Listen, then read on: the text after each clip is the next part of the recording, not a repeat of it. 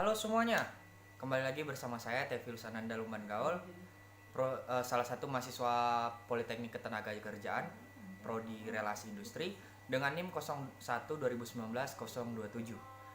Kali ini saya akan membahas masalah Pancasila sebagai ideologi negara dengan tugas mata kuliah Pancasila dengan dosen pengampu Ibu Mudiana. Tapi kali ini saya tidak akan berlama-lama dan mungkin presentasi cukup sedikit, karena yang pertama saya keterbatasan untuk mengedit video dan yang kedua saya keterbatasan dalam memori, jadi saya mohon maaf. Jadi langsung saja, karena materi yang disampaikan Bu Mudiana itu sudah diberikan melalui PPT PowerPoint kemarin dan isinya kita harus berbeda dari isi yang materi yang Ibu Mudiana sampaikan. Jadi langsung saja saya akan membahas aspek materi. Yang pertama adalah ideologi negara. Yang kedua, perbedaan antara ideologi tertutup dan terbuka. Habis itu ada apa itu ideologi tertutup dan terbuka. Kemudian selanjutnya ada Pancasila itu apakah termasuk ideologi terbuka atau tertutup. Kemudian dimensi Pancasila itu apa saja. Yang terakhir, kasus yang mengancam eksistensi ideologi Pancasila itu sendiri. Oke, kita mulai dari yang pertama. Ideologi menurut para ahli. Di Ibu Mudiana telah menjelaskan banyak hal mengenai ideologi, terutama menurut para ahli juga. Kita tahu ideologi berasal dari idea dan logos, gitu teman-teman. Jadi yang saya akan sampaikan adalah menurut Karl Marx, ideologi adalah kesadaran palsu, karena ideologi adalah satu hasil pemikiran yang ditentukan oleh kepentingannya sendiri. Sementara menurut Cicero, ideologi merupakan sekumpulan yang secara logis berkaitan dan mengidentifikasi nilai-nilai yang memberi keabsahan bagi institusi dan pelakunya. Itu menurut beberapa ahli. Untuk selengkapnya teman-teman nanti bisa komen di bawah. Akan saya berikan materinya, karena materinya tidak akan saya pajang di sini karena saya akan mempresentasikannya secara vlog. Ya, begitu teman-teman. Lanjut, apa itu ideologi negara menurut saya pribadi? Ideologi negara menurut saya pribadi adalah ideologi negara menurut saya pribadi itu merupakan fokus mayoritas warga negara tentang nilai-nilai dasar yang ingin diwujudkan melalui kehidupan negara itu.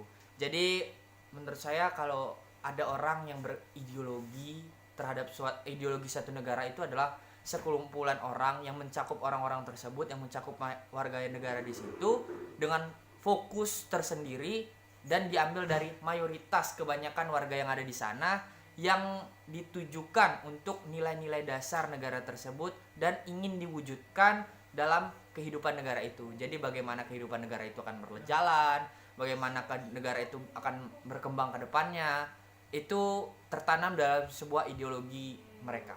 Itu ideologi negara menurut saya.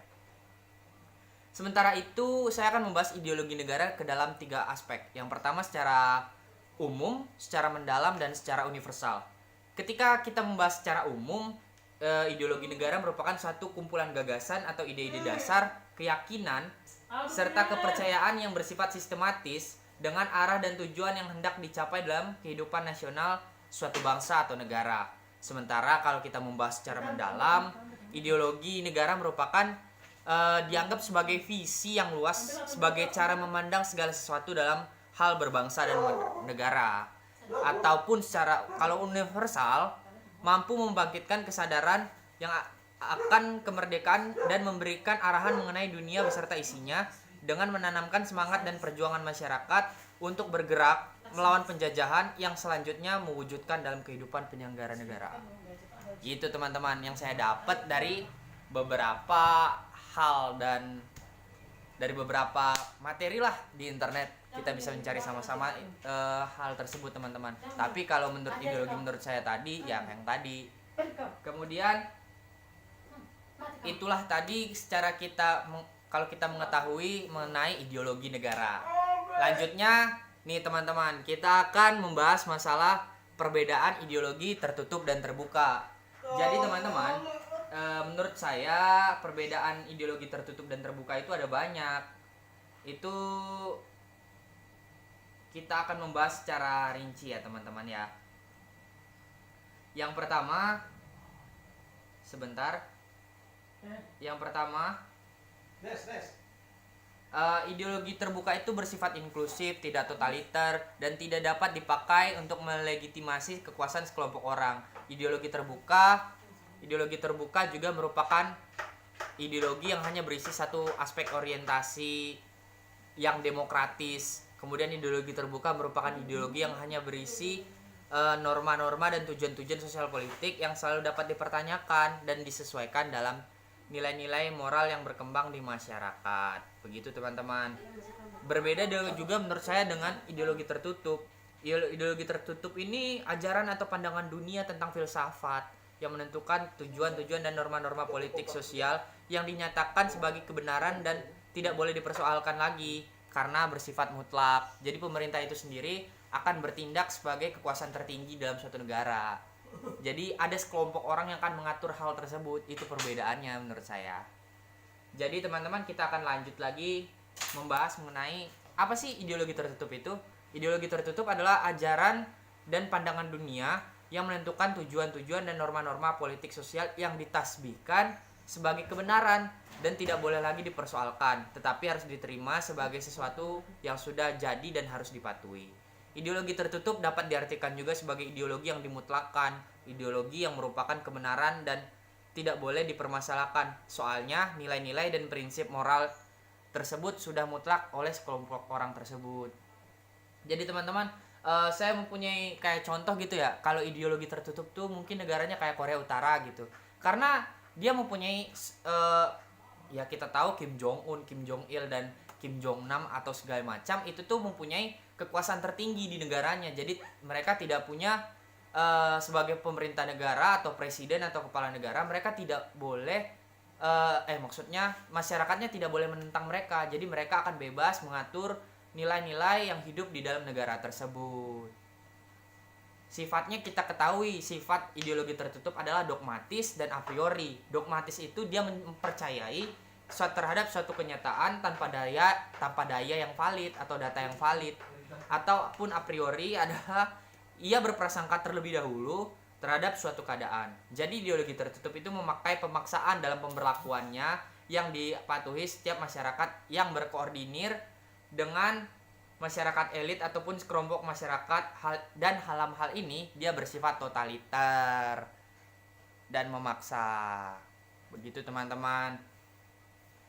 Beda halnya kalau kita membahas masalah ideologi terbuka. Ideologi terbuka itu adalah ideologi yang mampu mengikuti perkembangan zaman dan bersifat dinamis dan merupakan suatu sistem pemikiran terbuka yang merupakan hasil konsensus dari masyarakat itu sendiri. Nilai-nilai dari cita-citanya yang tidak dipaksakan dari luar, melainkan digali dan diambil dari satu kekayaan rohani, moral, dan budaya masyarakat itu sendiri. Ideologi terbuka mungkin hanya berisi orientasi dasar, tapi penerjemahannya itu selalu tertujuan dan tertuang dalam norma-norma sosial politik yang ada. Begitu teman-teman. Kemudian ideologi terbuka ini mempunyai sifat demokratis dan terbuka. Apa itu yang dinamakan demokratis? Ya kita tahu demokratis adalah ketika ia mengutamakan satu hal dengan persetujuan rakyatnya, dan terbuka. Ia berpandangan luas dan fleksibel. Jadi ideologi terbuka ini teman-teman dia mempunyai sifat yang berbeda dari ideologi tertutup tadi. Kalau ideologi tertutup dia merasa harus dipaksakan, yaitu dogmatis dan a priori, dan dipatuhi. Kalau ideologi terbuka dia harus bersifat harus bersifat demokratis dan terbuka. Ketika dia mengutamakan satu hal dan dia harus meminta persetujuan rakyatnya. Kemudian dia harus berpandangan luas dan fleksibel, berbeda dengan ideologi tertutup situ. Jadi ideologi tertutup dan terbuka itu merupakan dua hal yang bertolak belakang ya teman-teman. Nah, sekarang saya akan membahas Pancasila. Nih, Pancasila itu merupakan ideologi tertutup apa terbuka sih? Menurut saya pribadi, Pancasila itu merupakan ideologi terbuka. Kenapa? Kita tahu Indonesia merupakan negara yang demokratis, negara yang demokrasi. Jadi semua dasar dan aspek yang ada di dalamnya harus bertujuan dan bersumber dari Pancasila, yang kemudian ideologinya itu adalah kita semua bebas untuk menanamkan bagaimana nilai-nilai Pancasila itu hidup dalam kehidupan pribadi setiap masyarakatnya. Jadi sebenarnya teman-teman, kalaupun ada dari zaman dahulu ada yang mengatakan bahwa P4 dia mentafsirkan ideologi Pancasila itu hanya berdasarkan satu rezim saja, yang kita ketahui adalah rezim Pak Soeharto. Tapi menurut saya pribadi, Pancasila itu harus bebas ditafsirkan oleh setiap orang. Jadi menurut saya ideologi Pancasila, menurut saya akan menanamkan hal tersebut mungkin berbeda dengan pandangannya dengan penanaman ideologi Pancasila menurut teman-teman yang lain, menurut Mas Adam mungkin atau Arben atau siapapun. Karena Pancasila itu lahir dan besar karena bersifat yang terbuka, karena pandangan yang luas dan fleksibel. Begitu teman-teman menurut saya. Kemudian saya mempunyai bukti-bukti bahwa Pancasila merupakan ideologi terbuka. Yang pertama, Pancasila memiliki pandangan hidup dan tujuan serta cita-cita masyarakat Indonesia. Yang kedua, tekad dan mengembangkan kreativitasan dan dinamis untuk mencapai tujuan nasional. Kemudian pengalaman sejarah bangsa Indonesia itu sendiri. Kemudian terjadi atas dasar keinginan bangsa yang tanpa campur tangan atau paksaan dari sekelompok orang atau segelintir orang, yang kayak di Korea Utara yang saya bilang. Kemudian isinya itu tidak operasional. Kemudian menginspirasi kepada banyak masyarakat agar bertanggung jawab sesuai dengan nilai-nilai Pancasila, menghargai pluralitas sehingga dapat diterima oleh semua masyarakat yang memiliki latar belakang dan budaya yang berbeda. Itu bukti bahwa Pancasila adalah ideologi terbuka. Kemudian saya ada juga faktor yang mendorong keterbukaan ideologi Pancasila. Yang pertama dalam proses pembangunan nasional dan dinamika masyarakat yang berkembang secara cepat. Kemudian kenyataan yang menunjukkan bahwa bangkrutnya ideologi yang tertutup dan beku dikarenakan cenderung meredupkan perkembangan dirinya. Kemudian pengalaman sejarah politik kita pada masa lampau. Selanjutnya tekad untuk memperkokoh kesadaran akan nilai dasar Pancasila yang bersifat abadi dan hasrat mengembangkan secara kreatif dan dinamis dalam rangka mencapai tujuan nasional. Itu teman-teman. Jadi menurut saya Pancasila itu sendiri sebenarnya adalah ideologi terbuka. Kita ketahui dalam masa reformasi saat ini. Ya mungkin pada masa Orde Baru kita menanamkan sifat ideologi tertutup. Karena ada sekelompok orang yang ingin menguasai hal tersebut. Jadi Pancasila adalah ideologi terbuka versi Theophilus. Jadi teman-teman, kemudian saya akan membahas masalah dimensi Pancasila. Dimensi Pancasila itu ada banyak. Maaf teman-teman. Dimensi Pancasila itu ada 3 ya teman-teman. Sebelum kita menguliknya lebih jauh, dimensi yang pertama adalah dimensi realitas. Dimensi realitas bahwa nilai-nilai ideologi itu bersumber dari nilai-nilai real yang hidup dalam masyarakat Indonesia. Nilai-nilai itu benar-benar telah dijalankan, diamalkan, dan dihayati sebagai dasar bersama. Kemudian ada dimensi idealitas, bahwa suatu ideologi perlu mengandung cita-cita yang ingin dicapai dalam berbagai bidang kehidupan. Ideologi tidak hanya sekedar mendeskripsikan, menggambarkan hakikat manusia dan kehidupannya, namun juga memberikan gambaran ideal masyarakat sekaligus memberi arah pedoman yang ingin dituju oleh masyarakat tersebut. Yang terakhir ada dimensi fleksibilitas, bahwa ideologi memiliki keluasan yang memungkinkan untuk pengembangan pikiran-pikiran terbaru yang relevan tentang dirinya tanpa menghilangkan atau mengingkari hakikat dan jati diri yang terkandung dalam nilai-nilai dasarnya. Jadi teman-teman, ini udah sangat fix dan pastilah menurut saya bahwa Pancasila itu merupakan ideologi terbuka dari segi aspek apapun menurut saya. Kita tahu juga sekarang kita bebas untuk mengemukakan pendapat, hak untuk bersuara, itu merupakan salah satu ciri dari ideologi terbuka itu sendiri. Karena apalagi ditambah 3 dimensi yang dipunyai Pancasila dari sejak dulu, yaitu realitas, idealitas, dan fleksibilitas. Seperti itu teman-teman. Lanjut, kita akan membahas yang terakhir mengenai kasus yang mengancam eksistensi ideologi Pancasila. Tahukah kalian, sebenarnya ada banyak hal yang akan mengancam eksistensi ideologi Pancasila itu tersendiri. Yang pertama ada korupsi, terorisme, fanatisme, separatisme, individualisme, narkoba. Itu yang akan saya bahas. Yang pertama saya akan membahas masalah individualisme. Individualisme ini teman-teman sebenarnya sangat tidak sepaham dengan ideologi Pancasila. Karena ketika kita seorang individualisme itu kita akan mengutamakan diri kita sendiri, bagaimana cara berperilaku kita sendiri, kita tidak akan memikirkan hal-hal orang lain dan tidak memikirkan apapun itu tentang orang lain. Padahal kita ketahui dalam ideologi Pancasila itu ada yang namanya kemusyawaratan sila keempat dan sila keberapa ya, dan keadilan sosial. Itu kita dituntut untuk berdewasa dan saling membutuhkan. Hal tersebut sekarang sangatlah sering terjadi, apalagi memasuki era globalisasi dan era modernisasi saat ini. Karena kita tahu bahwa ketika seseorang mulai menganjak yang namanya teknologi, ia akan lupa akan segala hal. Sebenarnya teknologi diciptakan untuk mendekatkan yang jauh, bukan menjauhkan yang dekat. Jadi teman-teman, individualisme itu sangat bisa mengancam ideologi Pancasila. Tapi teman-teman, ketika kita belajar mengenai Pancasila itu ditanamkan dalam diri setiap manusia, apalagi setiap warganya dari masa kecil dan masa muda, ketika mereka tahu apa itu Pancasila dan bagaimana paham mereka, saya yakin bahwa setiap manusia atau individu itu diberikan teknologi akan berpikir kritis dengan baik dan maksimal. Itulah yang harus kita tanamkan bagi generasi muda saat ini. Kemudian juga ada fanatisme. Kenapa orang bisa menjadi fanatisme? Itu menurut saya karena orang-orang zaman sekarang sudah terlalu percaya pada satu hal, apalagi mohon maaf untuk pemuka agama. Ketika suatu pemuka agama akan ngomong satu hal tentang A, maka umatnya akan percaya 100% kepada hal tersebut. Tapi sebaiknya pemuka agama ini dapat memberikan hal-hal yang berbau Pancasila kepada umatnya, karena perbedaan itu sangat ada, karena kita hidup di Bhinneka Tunggal Ika, berbeda-beda tapi tetap satu jua.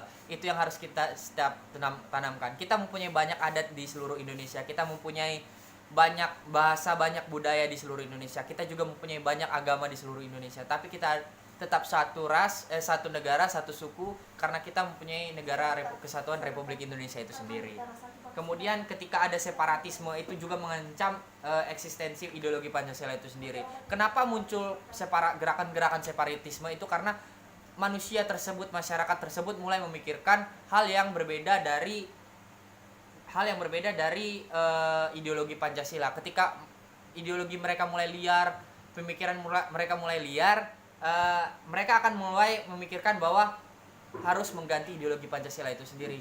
Jadi ideologi tersebut akan mengganggu eksistensi ideologi Pancasila tersebut, teman-teman. Jadi teman-teman, mungkin sekian yang dapat saya sampaikan, tidak dapat saya jelaskan semua, tapi ketika teman-teman ingin bertanya, ingin meminta materi, ya ini presentasi saya ataupun makalah saya akan memberikan. Jadi teman-teman tinggal komen di bawah. Jangan lupa juga untuk like video ini, komen dan berikan dan sebarkan video ini supaya tugas saya dapat nilai yang bagus. Terima kasih teman-teman. Saya Theophilus Ananda Lumban Gaul dari rumah saya dan rumah keluarga saya. Inilah saya. Terima kasih. Sampai ketemu lagi. Dadah.